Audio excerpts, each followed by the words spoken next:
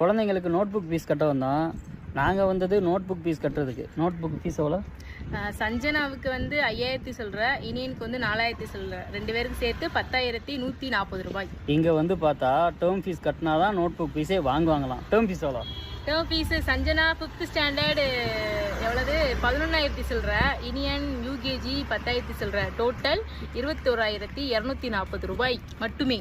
Term fees கட்டினா தான் notebook fees வாங்குவாங்களாம். நோட் புக் ஃபீஸ் கட்டினா தான் நோட் புக் கொடுப்பாங்களாம். இன்னும் ஸ்கூலே ஓப்பன் பண்ணலை. நோட் புக் வாங்கினா தான் ஸ்கூல் ஓப்பன் பண்ணி வரும்போது நோட் புக்லாம் பிள்ளைங்களுக்கு கொடுத்து விட முடியும் ப்ராப்பராக அந்த அட்டையெல்லாம் போட்டு.